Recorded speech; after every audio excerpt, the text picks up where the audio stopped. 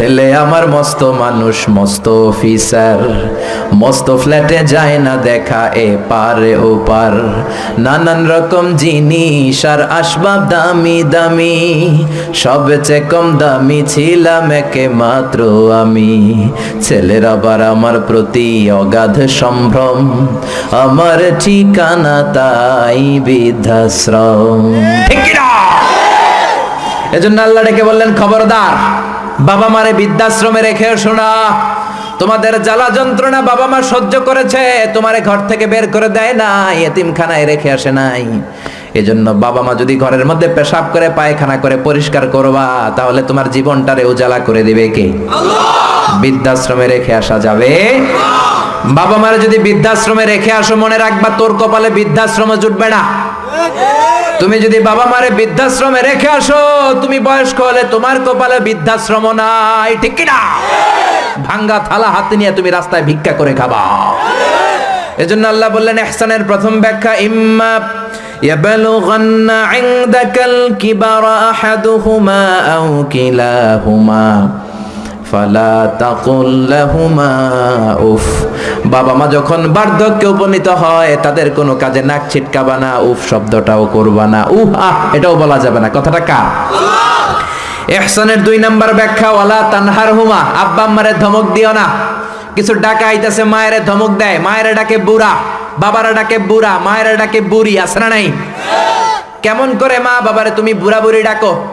তারা তো বুড়া বুড়ি হয়েছে তোমার কারণে। তোমারে মানুষ করতে যে তারা তাদের জীবন যৌবন সব হারিয়েছে, তোমার লেখাপড়া করাতে যে তারা তাদের জমিন হারিয়েছে, তোমাকে বিদেশ পাঠাতে যে তারা তাদের ভিটে মাটি হারা হয়েছে।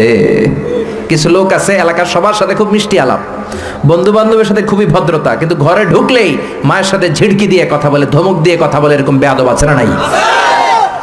আল্লাহ বললেন, ওয়ালা তানহারহুমা, ধমক দিও না, তোমার সব আমলগুলো বাতিল করে দিবে কে? আল্লাহ।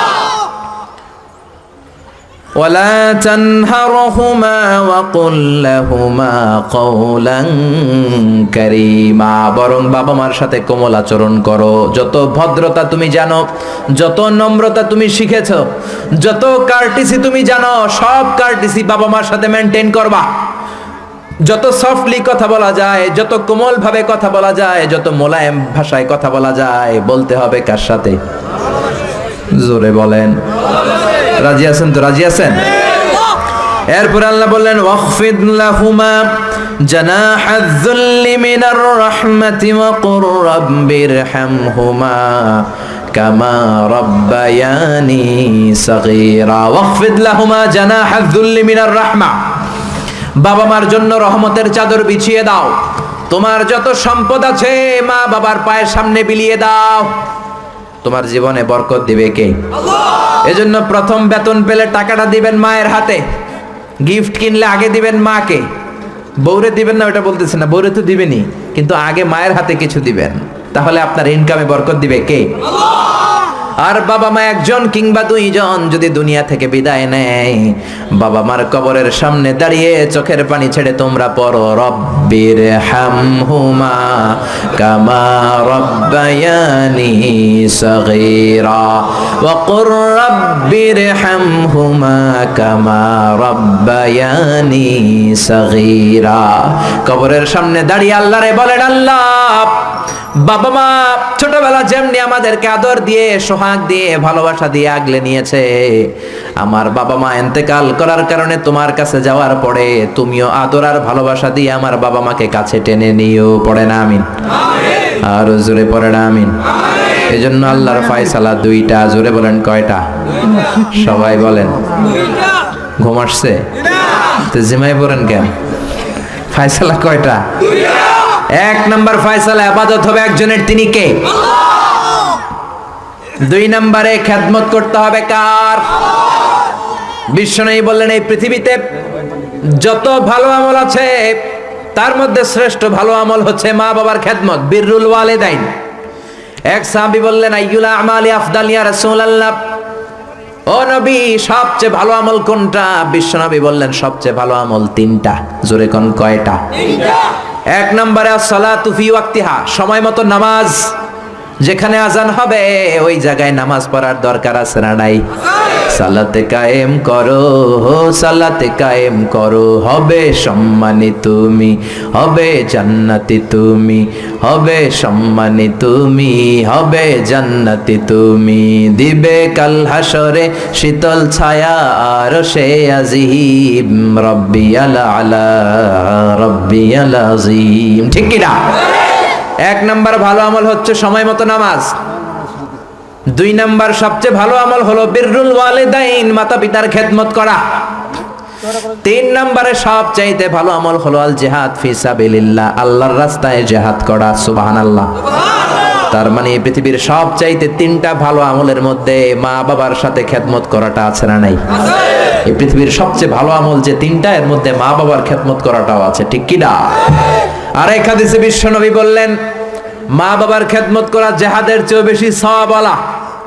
এক সাহাবী আসলেন, যা রাজুলুন ইলা রাসূলিল্লাহ ইয়াস্তাযিনুহুল জিহাদ, এসে বললেন ও নবী জিহাদে যেতে চাই, জিহাদে যাওয়ার অনুমতি দেন। বিশ্বনবী বললেন ও সাহাবী ঘরে আব্বা আম্মা আছে নাকি? সাহাবী বললেন আছে। বিশ্বনবী বললেন ফাফিহিমা ফাজাহিদ, ঘরে যাও বাবা মার খেদমত করো, বাবা মার খেদমত করলে ঘরে বসেই জিহাদের সওয়াব পাবা।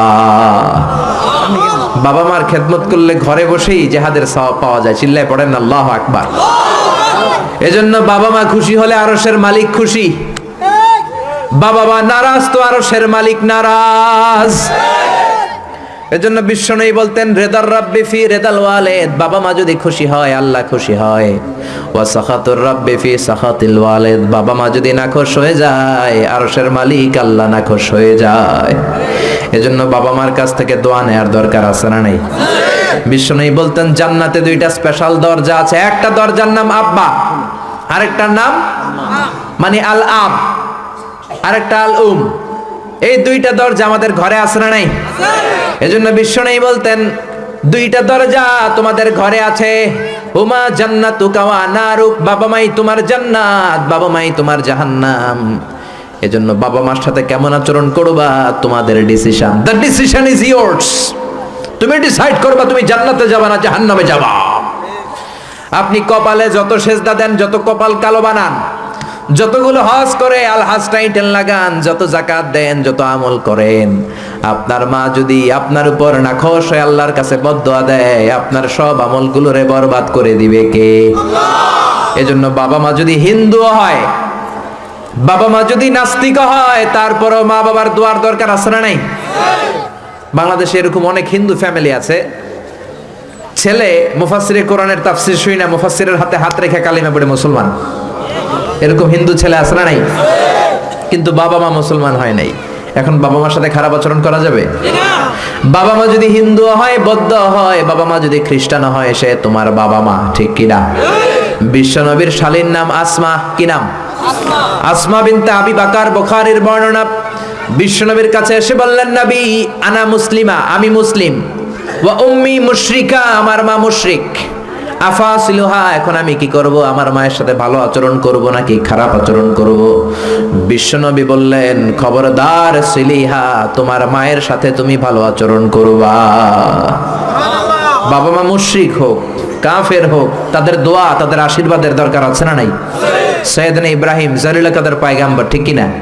উলুল আজমি মিনার রুসুল, খলিলুল্লাহ, মুসলিম মিল্লাতের জাতির পিতা। চিল্লায় এখন ঠিক কি না? কিন্তু ওনার আব্বারে উনি কালেমার দাওয়াত দিতে পারে নাই, দেওয়ার পরেও মানে নাই বাবার নাম আজহার। তারপরে উনি বাবার সাথে খারাপ আচরণ করেছে নাকি? মোলায়েম ভাষায়, কোমল ভাষায়, আদবের সাথে বাবার ডেকে বলেছে ইয়া আবাতি লিমা তা'বুদু মা লা ইয়াসমা'ু ওয়া লা ইউবসিরু ওয়া লা ইউগনি আনকা শাইআ। ও আমার সম্মানিত পিতা, কেন ওই মূর্তির ইবাদত করেন? 10টা হাত এরকম বের করে দিয়ে দাঁড়ায় থাকে, জিহ্বা বের করে, সামনে থাকে মিষ্টি, রসমালাই, দুধ, কিচ্ছু খেতে পারে না, মাছি বসলেও তাড়াতে পারে না। ঠিক কি না? কেন এই মূর্তির পূজা করেন? কেন এই পুতুলের ইবাদত করেন? যে এই পুতুল কানে শোনে না, চোখে দেখে না, নিজের গায়ের মাছিটা নিজে তাড়াতে পারে না। বাবারে আদর করে, যত্ন করে, সম্মান দিয়ে বুঝালেন, কিন্তু বাবার সাথে কি সাইয়েদনা ইব্রাহিম খারাপ আচরণ করেছে? জোরে বলেন, খারাপ আচরণ করেছে? এজন্য বিশ্বনবী বললেন, খবরদার, মা বাবা কত রহমত, থাকলে মানুষ বোঝে না, যখন চলে যায় তখন বোঝে, কিন্তু তখন বুঝলে লাভ হয় না, ঠিক কিনা? যতদিন বাবা মা বেঁচে থাকে বটবৃক্ষের মতো ছায়া দিয়ে থাকে, ছাতার মতো মাথার উপর দাঁড়িয়ে থাকে। ও মিয়া, বন্ধু চলে গেলে বন্ধু পাওয়া যায়, ওয়াইফ চলে গেলে ওয়াইফ পাওয়া যায়, টাকা চলে গেলে টাকা পাওয়া যায়। জনম দুঃখিনী মা যদি দুনিয়া ছেড়ে চলে যায়, মারে আর পাওয়া যায় নাকি? ওগো মা তুমি এই ধরনের শ্রেষ্ঠ নেয়ামত, তোমারই পদ তলে রয়েছে জান্নাত। ওগো মা তুমি এই ধরনের শ্রেষ্ঠ নেয়ামত, তোমারই পদ তলে রয়েছে জান্নাত। সুবহানাল্লাহ।